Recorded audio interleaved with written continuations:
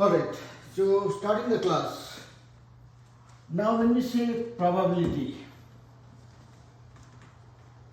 what is that interpretation or what is the understanding with which you would want me to start? Give me your English side of probability. What do you mean by that? The chance of like a certain event occurring. Okay. How about you, Arush? Same thing. Okay. So this is the world of copy paste where we can inherit a lot of things and say same. So as you mentioned, right? I mean that's probability as it means the possibility of an event. That is what is called probability. So let's start with some basic examples. If I'm talking about tossing a coin, let's say this is a coin that I have. On one side I have a head, on the back of it I have a tail. If I toss it, I don't know, I can't predict, none of us can predict whether it will be a head or a tail.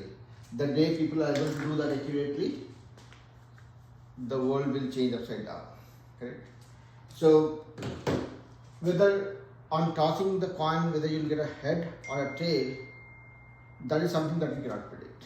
Both have equal possibility, equal probability, equal chance of occurrence. Meaning, when I'm tossing a coin, I can get a head or I can get a tail. So total possible options that we have, I can get a head or a tail, right? So I have one option as this one and one option as this one. So total possibilities are 2. Now possibility of head is 1 out of the 2 options we have. Likewise, possibility of a tail is also 1 out of the 2 options we have. So for this is something that you would have heard, come across hundreds of thousands of times, and you must be wondering what is new that we are going to learn, correct? Now, this is a very simple class example. Let's say if I'm talking about a dice, if I roll a dice, not sure who all has played snake and ladder, right?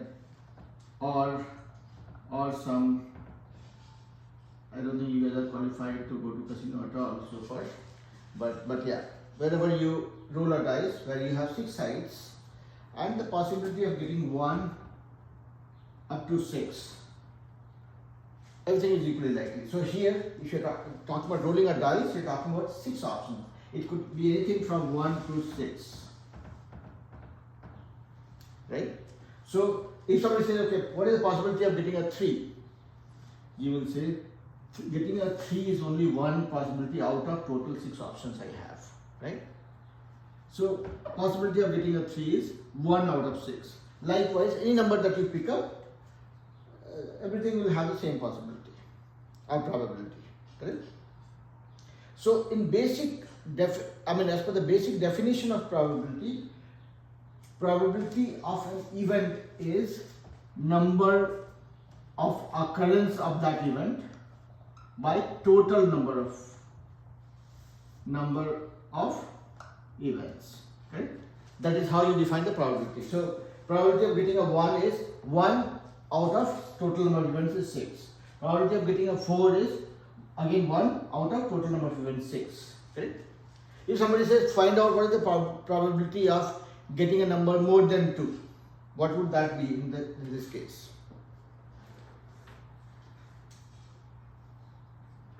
Chris and Arush. So I'm saying probability of getting a 1, 2, 3, 4 up to 6 is 1 out of 6, that we all know. Now if I flip the question a little bit and say, okay, what is the probability of getting a number more than 2? 2 by 3. More than 2. What is your answer? 4 out of 6. 4 out of 6. Yes. So when I say what is the probability of getting a number more than 2, you are looking at this, these 4 options. So 4 out of the total number of events that we have in scope. So that is how probability is 4 out of 6 or 2 by 3, like you said, Chris. Correct? These are the basic building block. Now there are a couple of concepts that we have to learn, and then we'll go to Venn diagram. So now let's say I have a coin which I'm trying to toss, or a dice that I'm going to roll. Let's stick to coin for now. I can get a head or a tail. These are two options that I have. If I'm tossing the coin once, I can get a head or tail. My first toss can give me a head or a tail. If I'm tossing it second time, what happens? I can still get a head or a tail. Right? I mean, third head or a tail, one of the options. Third time when I toss, let's say my first toss gave me a head and second toss also gave me a head. If I'm tossing or flipping the coin for the third time, what I could get? Nobody knows. I could still get a head or I could get a tail, and what I'm trying to come to is this toss or a flip versus this toss or a flip or this toss or a flip has no bearing with each other. These are mutually exclusive or independent events. Does it make sense? Chris? Could you repeat that? I'm saying if I'm tossing the coin first time, I got some result. I tossed it second time, I got some result. I tossed it third time, I got some result. If I toss it for the fourth time, would my fourth result be at all influenced with what my first three results are? No, because I've learned this. They're not mutually exclusive, right? They are mutually exclusive. They are. Or they are independent events. So, whenever we talk about probability, okay, and we talk about different events, there are two categories of events that we come across. One is when they are dependent or non-exclusive, or second is where they are independent or completely exclusive. Now, let's look at those scenarios and then we'll go into further interesting aspects. Now, this was one scenario. Let's say if I'm talking about rolling a dice, which has 6 sides, imprinting 6 numbers. If I roll first time, I got some number. If I roll second time, I got some number. If I roll third time, I got some number. Then also the same way, when I roll it for the fourth time or fifth time, whatever has happened in the past, that has no bearing with, or that has no influence on my fifth result. And regardless of how many times I roll, every time any number coming onto the top is going to remain 1 by 6. So these flipping a coin versus rolling a dice, whatever we do here, these are classic example of independent events. No matter how many times you roll, if somebody says, okay, I kind of rolled dice 8 times and out of 8 times I got 6 number 7 times. So if I'm going to roll the 9th time, there's a high likelihood that I'll get a 6 again. No, that's a guess, that's a gamble. You might have blessing from God to get the 6 one more time. If you are betting your entire wealth hoping this, best of luck is what we can say mathematically, right? So these are the example of independent events. Now, what is a dependent event? Think about it. Give me some storyline.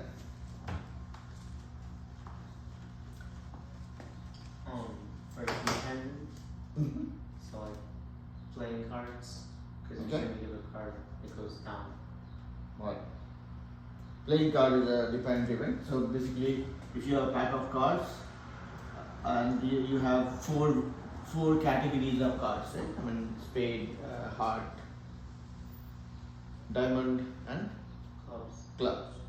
So, and every category has 13 cards, excluding the jokers. Right? So you have, let's say, this is club, this is 13 heart, 13 spade, and 13 diamond.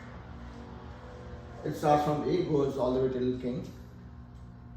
So now let's say if I kind of shuffle the cards and I pick one let's say first pick got me a heart of jack.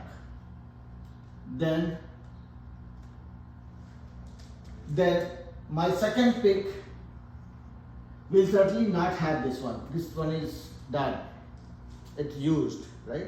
It's like a bank account from where the money that you have withdrawn, that money you cannot use anymore, right? I mean, whatever you have withdrawn, if you go to the bank again, this money is out of equation, right? So this is one example. Likewise, let's say if you have a box filled with, let's say, fruits, apple, let's say 3 apples, 2 bananas, and 5 peaches. If you picked up one fruit randomly without making any sense out of it, right? I mean, without touching it and say, okay, I'm picking a banana kind of thing. If you're blindfolded and you're not trying to sense what type of fruit you're picking, randomly, let's say you're using a tongue to pick it, where you cannot sense it. So if you picked up apple in the first go, second go, you will have 1 apple less to pick from. So this is an example of dependent event, right? Where your first event and second event have correlation among themselves. Am I making sense so far? Yes, sir. Okay. Chris, if you don't mind, you can turn on your video as well. No need to be shy. Okay. I can see Arush, so I can see how confident he sounds, how confused he looks.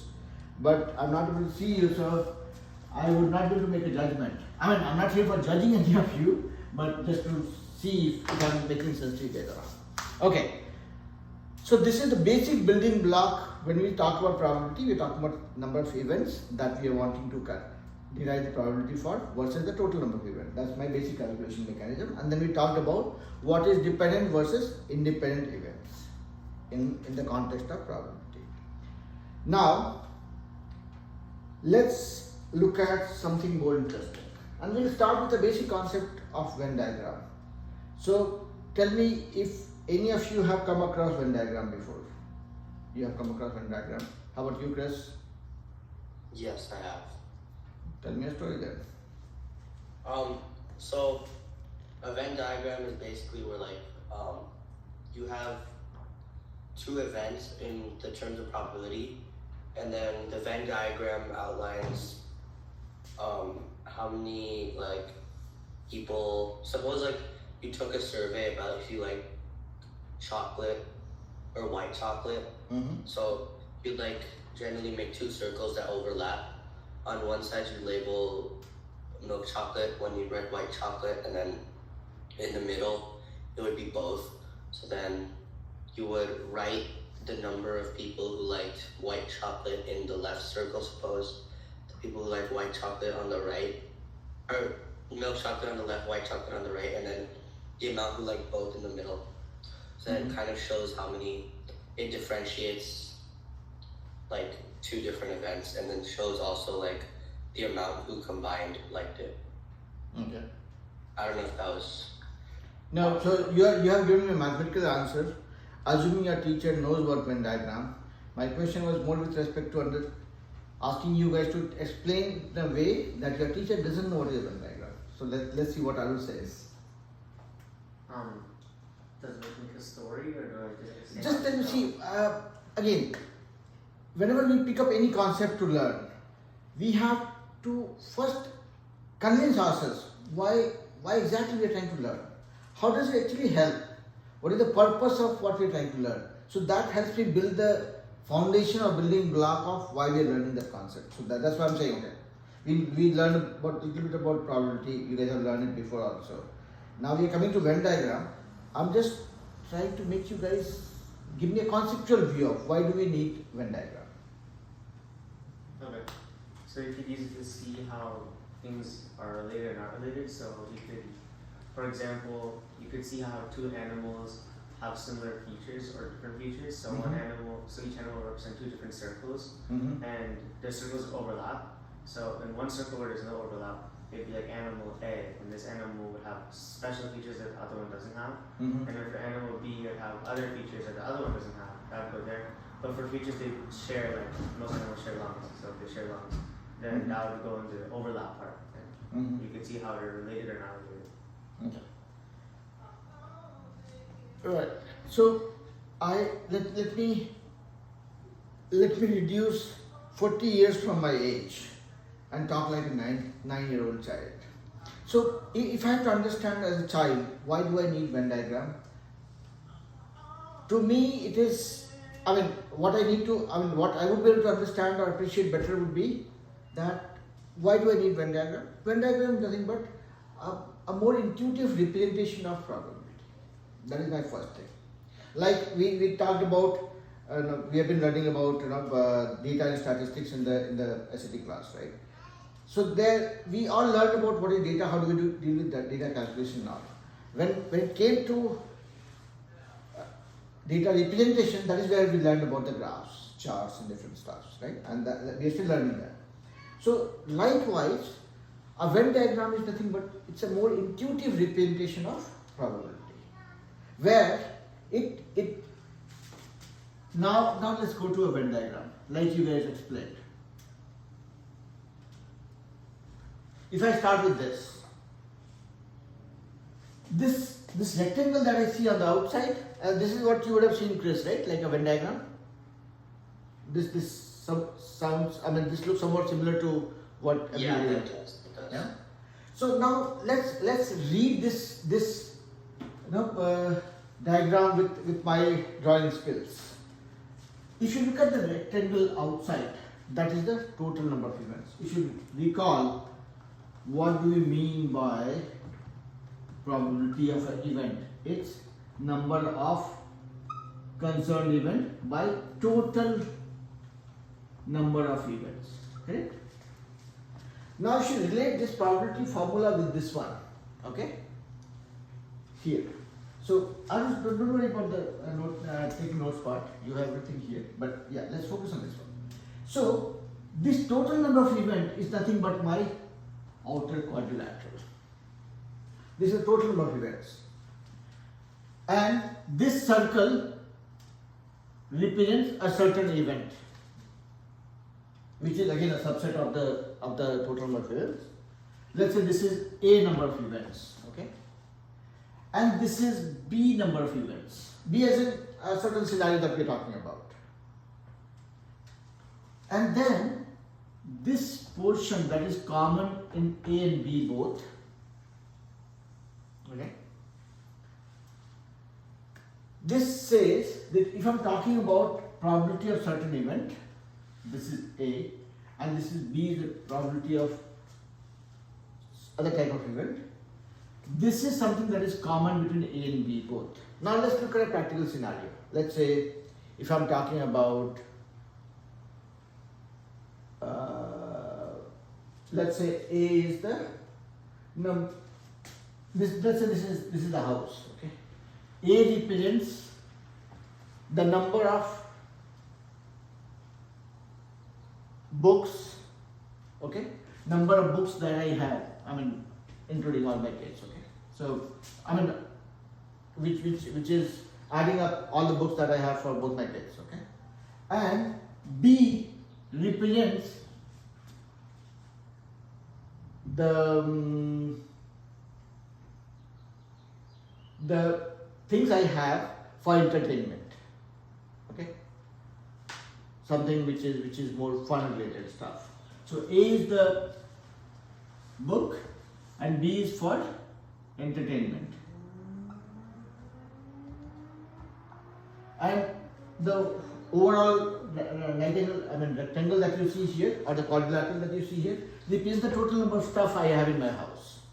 So A is the set of things that is representing books, and B is representing everything which is for entertainment.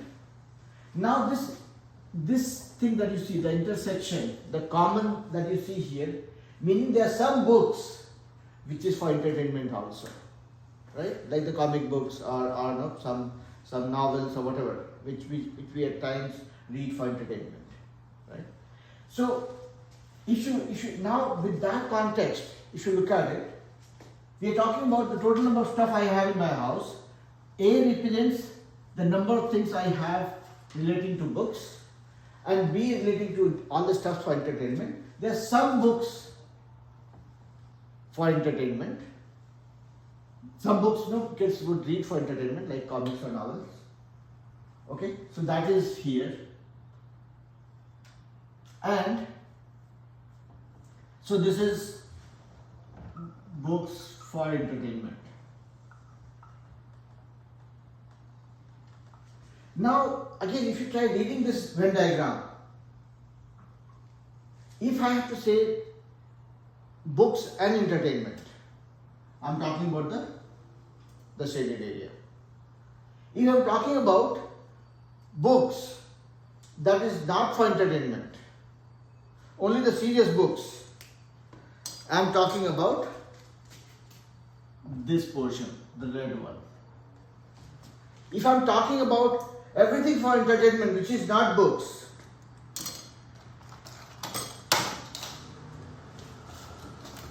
everything for entertainment which is not books, I need one more color.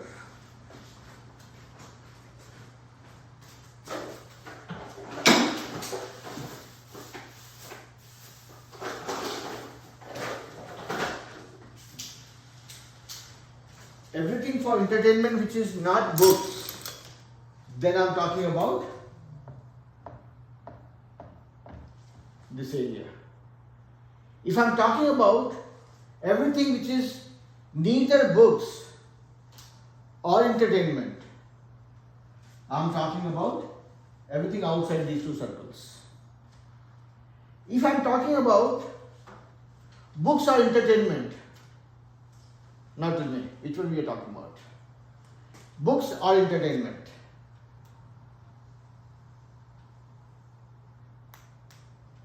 You have to tell me with the color itself. So again, let me see. A picture says 1,000 words. So I'm just trying to make up 1,000, okay? So I'm saying this is my Venn diagram. This is the total number of stuffs I have in my house. Okay? Circle A represents the number of books. Circle B represents everything that I have for entertainment. And we have an overlap. That means there are some books which is used for entertainment also. Some of the entertainment stuffs are actually books also, whichever way you want to read it.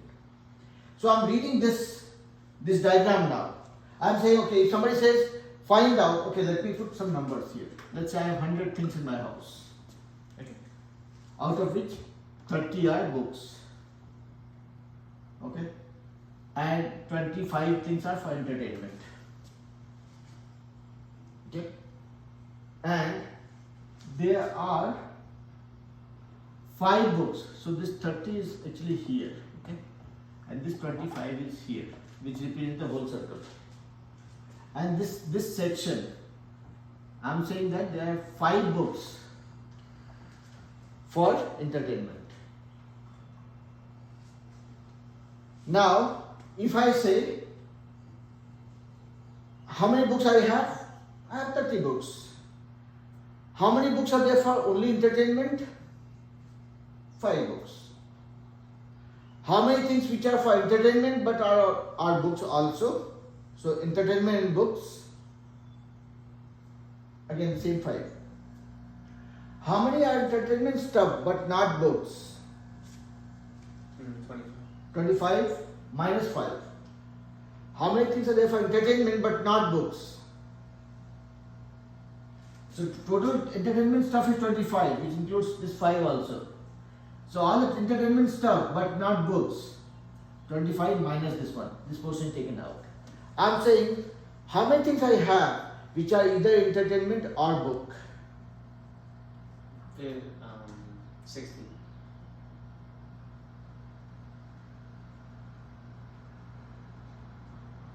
One more time, think about it. Chris. It is entertainment or book. Entertainment or books. So it's 60 plus 30 plus 25 plus 25. But this 5 is actually part of this 30 as well as part of this 25. It's 25. It's not, yes, it's not 55 also. Yeah, Chris. Give me some thoughts. So we need to know the books and entertainment, right? So, or books or entertainment. So essentially I'm talking about everything that you see within these two circles. Without double counting, that's the clue. Wouldn't you have to craft a two-way table to like Oh, is it? help visualize it first? It's 25 plus 45. No. So look at this. If you say 35, if you say 30, you're covering the entire circle. And which is counting this one also. Now, when you to say this or this, meaning you're clubbing them together, but you certainly don't want to double count this. If you're saying 30 plus 25, you're counting this 5 as part of this circle and you're counting this as part of this circle also. You're counting it 2 times. This is the intersecting thing. So that's why in the Venn diagram it says probability of A or B. Okay, I'm saying A or B. Okay, A or B. This is A or B. Is always equal to probability of A, this whole thing, plus probability of B. Add them together, but then you are seeing that okay, this thing that is common here is counted as part of this and is counted as part of this. So it's counted 2 times. So you want to take out one occurrence of that. So minus probability of A and B. So it's like a union scenario. It's like A union B, these two combined is this part plus this part, and then you realize okay, this part I am counting as part of this and this both. So I have to minus 1 time of that so that I'm not double counting. Chris, does it make sense? Yeah, I learned this. I mean, it's coming back now. I'm starting to remember it again. Yep. So see, that's why it makes it visually more appealing. See, there's nothing else that Venn diagram tells you.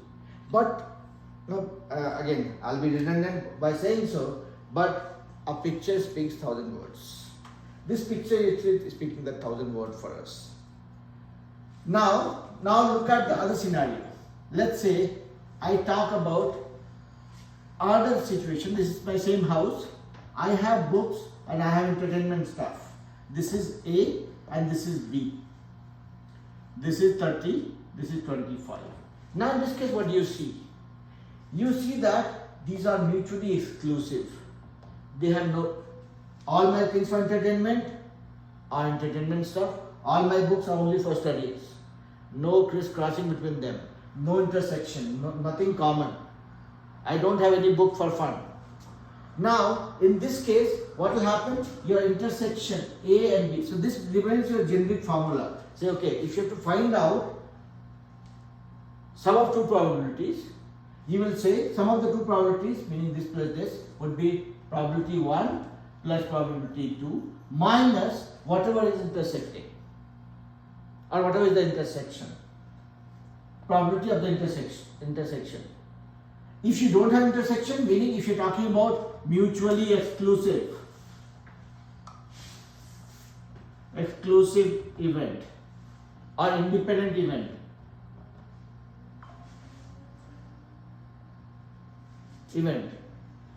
then this thing becomes 0, your formula still holds true. If you're talking about dependent event,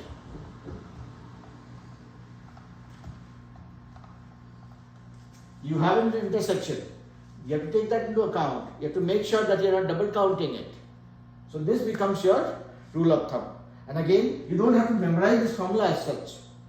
What you have to keep in mind is, when I'm looking at the Venn diagram, if I have things overlapping, then I'm counting it 2 times. Once is part of this and once is part of this. I want to discount 1. We discounted 1. Now in this one, if I go back to the question, say okay, in this scenario, what is the total number of books or entertainment stuff I have? You will say 30 plus 25 minus 5. That will become your interpretation from this Venn diagram. And again, I don't think it needed any intelligence from us, it is just about picturizing it in our mind. Does it make sense? Yes, sir. And now you can relate that with what is dependent event versus independent event. Yeah. So without putting any effort, we learn one thing: how do we add probability? Now let's go back to our basic earlier concept that we were trying to use. We were talking about rolling a dice.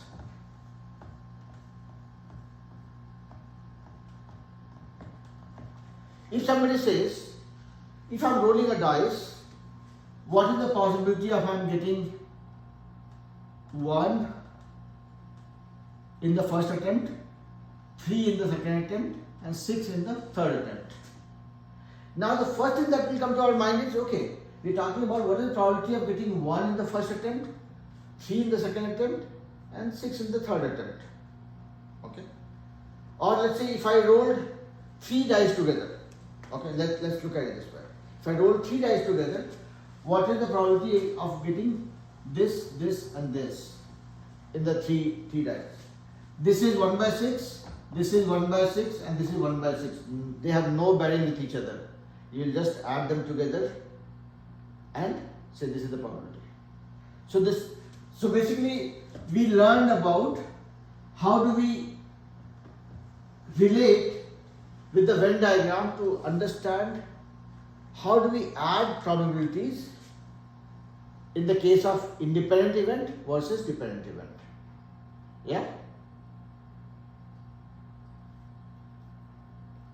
Now let's look at, I have pasted some sample problems also that we want to touch upon.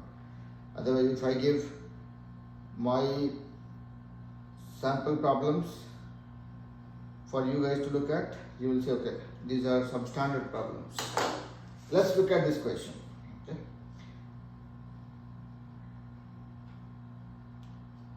So there is a survey, this question talks about somebody did a survey with 100 students to know their preference with respect to dogs or cats. Okay. So, and let me put the table here. And we'll not try solving it. We'll just try wrapping our head around this before trying to solve it. Because what happens is, if we go in the right direction, solving is the easiest thing, trust me. So, they did a survey with 100 students and to know their preference with respect to dogs, cats, or no preference. Right? Somebody was unemployed enough, caught hold of 100 students, said, okay, fine. Who likes cats, who likes dogs? And this is the result that came. When it comes to dogs, 36 male students said that they like dogs. 20 female students said they like cats.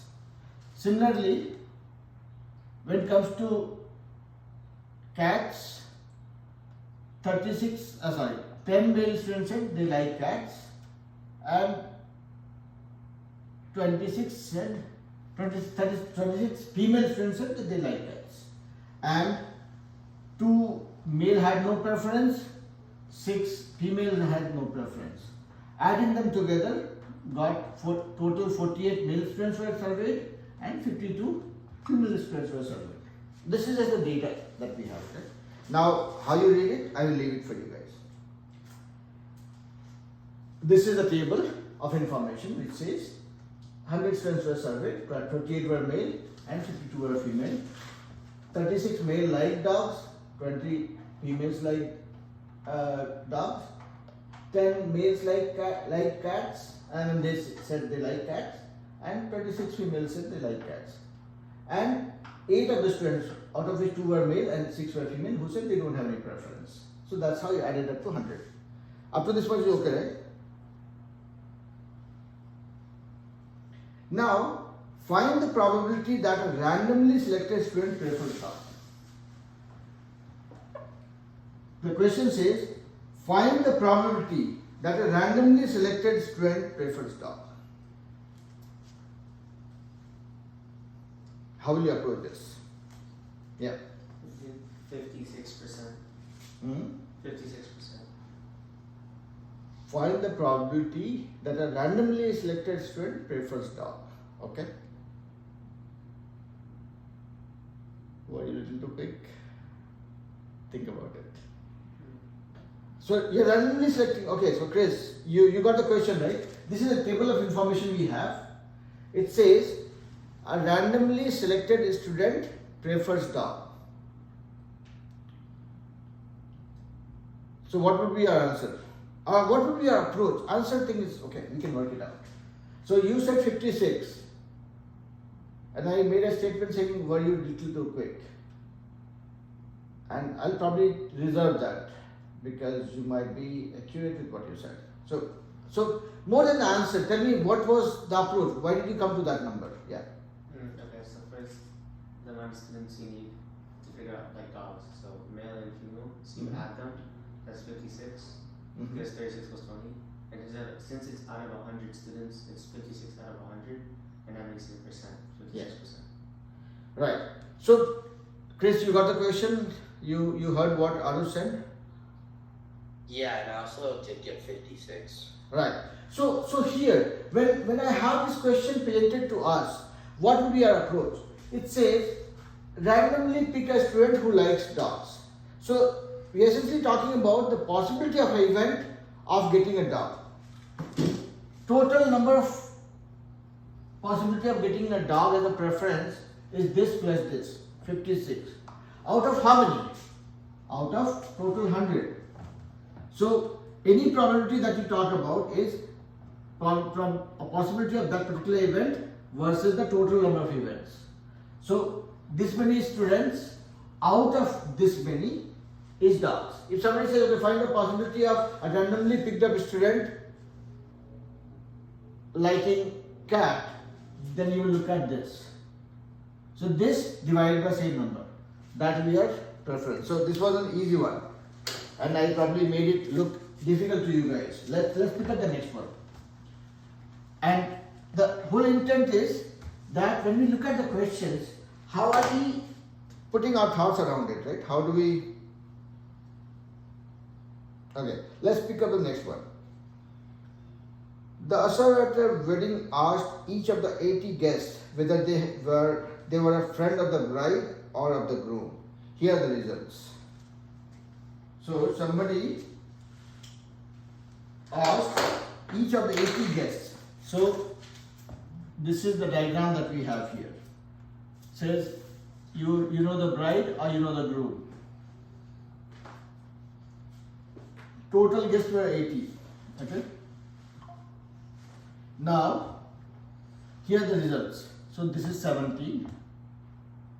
This is 42. And this is 20. In this sample, are the events bride and groom mutually exclusive? Yes or no? So somebody asked 80 guests and said, are you friend of the bride or the groom? This is the result that was found and captured in the form of a Venn diagram. So it says, in this sample, are the events bride and groom mutually exclusive?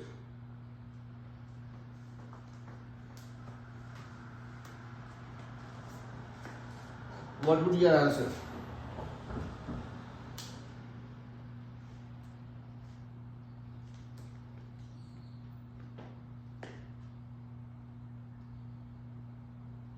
Chris, you got the question? Yeah. I think I also got my answer. What is the answer? The question is if they're mutually exclusive or not, right? Yeah.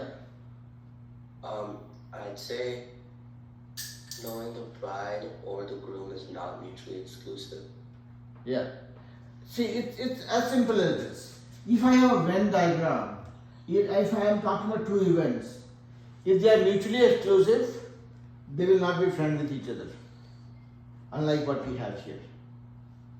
what we see is this 42 is common. And what that means is there are 42 people who know the groom as well as the bride. So there is an intersection here. Whenever you have an intersection, that is a dependent event. That's not a mutually exclusive event. So that was the first part of the question. Okay? So are we okay with that? Yeah. Now, it says, find the probability that a randomly selected person from the sample was a friend of the bride or of the groom. Now I'm reading the question one more time. Find the probability that a randomly selected person from this sample was a friend of the bride or the groom. Yep. Wait. And more than the answer, I would want to read or poke a hole in your brain to understand how you're approaching it. Tell me the approach first. Answer out, I don't really care much about.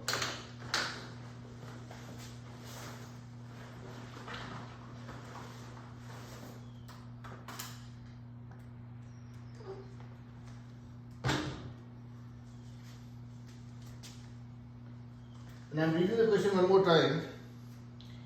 Yeah. This is 79. Okay.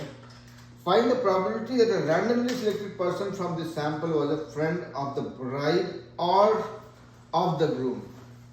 Mind these small words that will play a magical role in solving the problem, okay?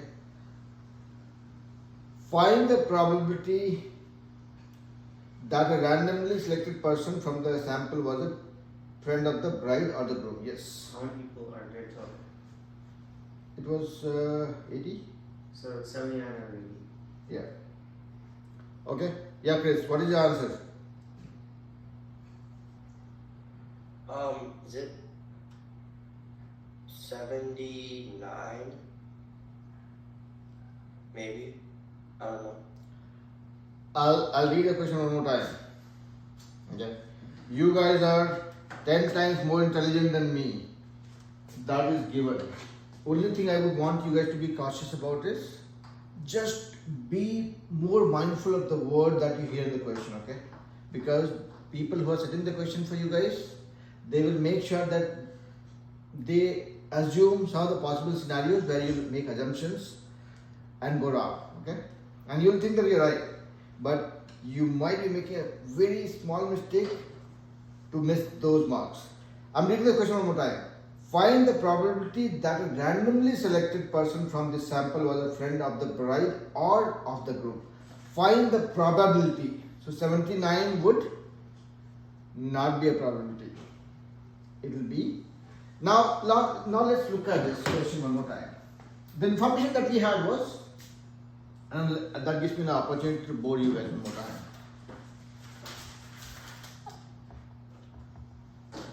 Okay. Arush, you've heard this story from me? Ran? No? Who wins the race is a function of how that person ran in the race. And this R stands for reading. Whenever you have a question in front of you, make sure that you're reading it enough. Once, twice, thrice, 4 times till you get tired and bored. Because that will assure or that will ascertain that your possibility of going wrong is minimized. So read and read enough. Like I was doing it in front of you guys, right? I was reading the same question a couple of times. And then comes A, which is for analysis. I know, Chris, you're getting bored of me, but I don't have a choice. I keep on repeating this so that it becomes a habit for you guys. Then comes analyze, when you put your thoughts, your analytical approach around it. Okay, this is the question, this is what it is asking. What do I know? What are the formulas that I can apply? What concept is coming to play? This will be my plan. Then comes N, my favorite brand, Nike. Nike says just do it. So, in summary, it says read, analyze, and then do it. If you pick a question and jump onto this, which is what we do instinctively, chances of going wrong is more. Okay? I am sorry, Chris, you have to hear this story. And kids who have been with me for some time, they have heard this so many times, but trust me, it is just I'm just putting an honest attempt to get you guys used to this, okay? This style of solving problems. Okay. Now coming back to this question. So the question said that there were 80 people surveyed in a wedding ceremony, and the person who was totally unemployed, he was checking with everybody. Okay, do you know bride, or you know the groom, or you know both? And after surveying all 80 people, this is what he came down to. So he found that okay, there were this many people who were knowing the bride, this many people who were knowing the groom. So meaning there were 17 people who were knowing only the bride, 20 people knowing only the groom, and there were 42 people who were knowing both of them. Yeah. And why is there overlap? Because It's a, wait. somebody was knowing bride and the groom both. Oh, okay. Let's say two of my neighbors plan to get married, and I'm a very socially active person. I would know the bride and the groom both.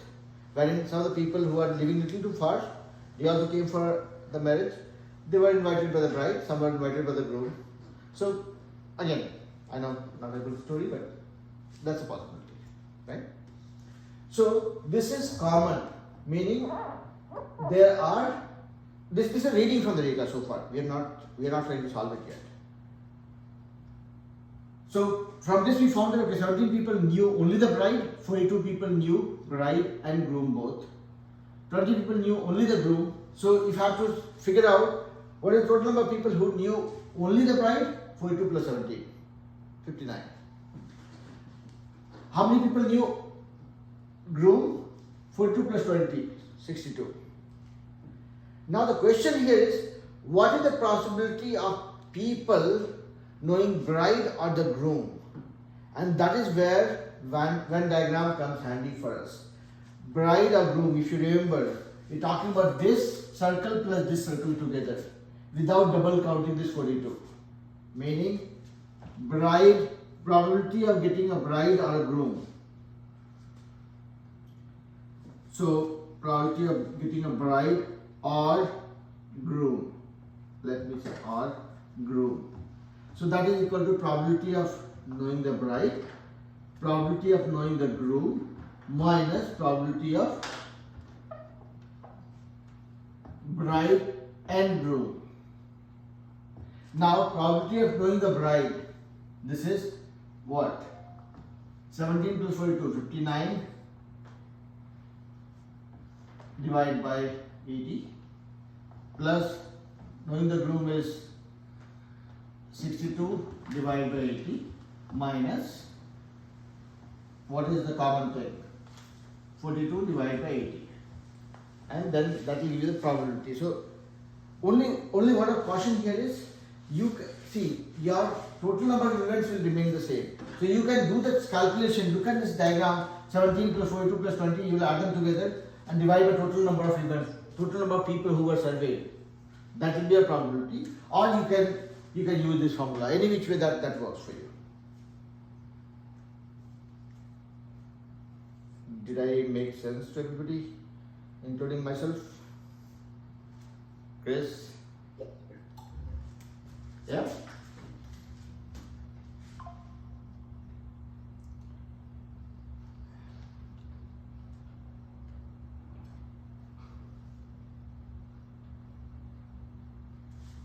Okay.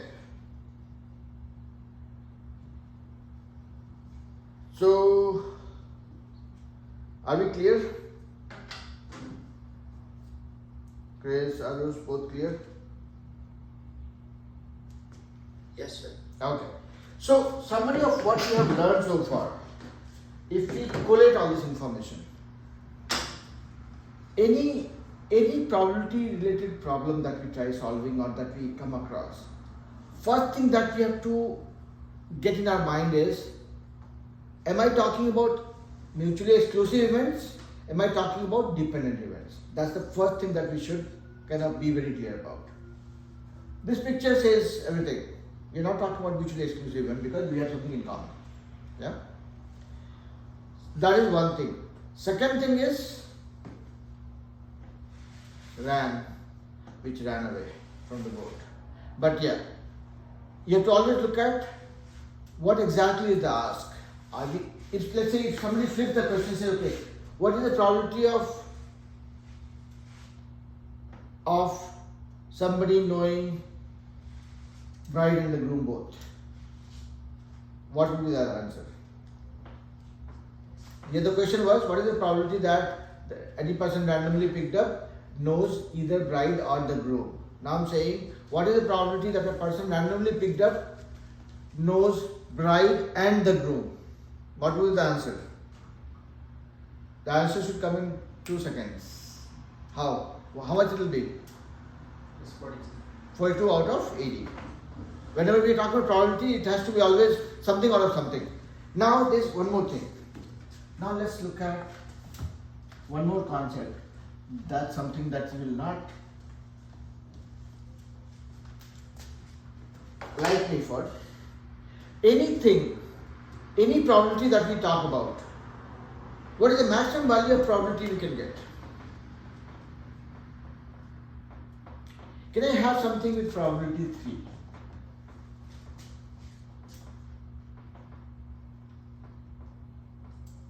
Okay, so what is the maximum value? 1. Chris, did you hear that? Do you agree? Yeah. Okay. So any probability that we talk about, the maximum value can be 1. If you talk about multiple events, multiple probability within an event, the sum of all the probability also has to be maximum 1. Now let's look at an example. If I'm talking about tossing a coin, which can give me a head or a tail. Okay? What is the possibility of getting a head? 1 out of 2. What is the possibility of getting a tail? 1 out of 2.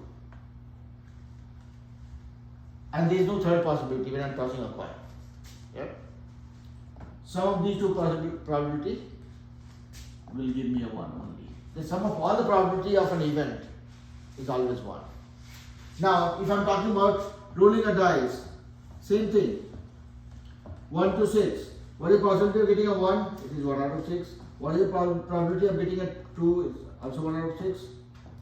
1 out of 6, 3, 4, 5, and 6. Add them all together. You will never ever get sum of all the probabilities to be anything different from 1. It has to be 1. If any event or any particular event in the probability scenario is more likely, it will be closer to 1, but it cannot be more than 1. Okay? Let's say if I talk about one student in a class, and what is the possibility of that student getting the first rank? You have one student, only rank he can get is what he or she can get. And that happened with one of my brother actually. When he was in second or third grade, the school that he was going to, that was a new school where there was only one student in his class. So the only rank that he used to get was rank 1. So I'm saying, in the best possible scenario, the event or the probability of an event would be 1. It can never be more than 1. Or in any situation, if you're talking about sum of all the events from a probability standpoint, it can never be more than 1. It has to be 1. Yeah.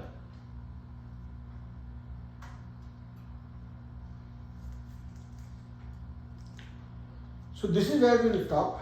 We were planning to talk about the multiplication of probability also, and let's see how much time we have. We still have 5 minutes we can use actually.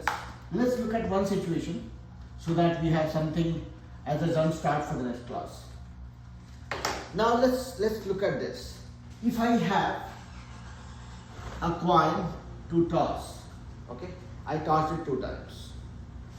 In the first, let's say I am tossing it 2 times, first, second. What are the options I can get? I can get a head in the first go, head in the second go also. This is one possibility. I can get a head in the first go and tail in the second go. I can get a tail in the first go, tail in the second go. I can get a tail in the first go and head in the second go. They are the 4 combinations that I can get by tossing the coin twice. Yeah? So if somebody says, what is the possibility of getting a head in the first go and head in the second go?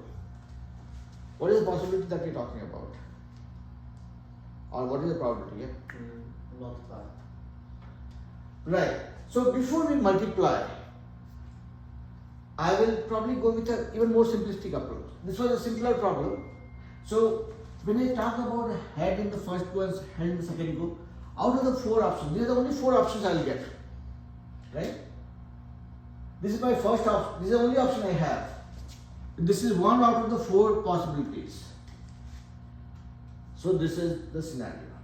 Now, if you put one more toss in the same thing, right? I mean, if you're tossing it 3 times, what happens? And then you will see. Okay, let me not go there. So if I'm tossing it 2 times, what I saw was, if somebody asked me what is the possibility of getting a head in the first go and head in the second go also, there is only 1 possibility. So total number of events concerning this possibility that is being talked about is 1 out of how many? 4. So this is 1 by 4. Now, if you further break it down, you see that, okay, if I look at it this way, okay, what is my possibility of getting a head or tail in the first go is 1 by 2 for head, 1 by 2 for tail. What is the possibility of getting a head or tail in the second go? 1 by 2 for head, 1 by 2 for tail. Now if I am talking about 2 events, first event getting me head, second event also getting me head, these are the 2. I will just multiply them and that gives me the answer which we saw in the case otherwise also. So basically you multiply them, multiply all the possibilities, and that's a correlation that we can draw here. Okay, I mean I will probably further explain that with little more examples. Just saying that okay, you have 2 probability and you multiply them, that is probably not convincing enough. But this is just an example of what we saw in this case, and when we talk a little more about it in the next class, probably we'll get to the next level of understanding with respect to how this works in case of independent events versus dependent events. Does it make sense? Chris, Arush, clear? Okay. Yes, sir. Alright, with that being said, I will let you guys go. Have fun. I know summer break has started for most of you, if not all. And then see you guys next Wednesday. So again, this week was the only exception where I had to move the class by a day because of my daughter's this thing. But next week onwards, it will happen as per the planned schedule only. Okay? Alright? Have fun. Good night, then. Thank you, sir. Yep. Alright, bye bye.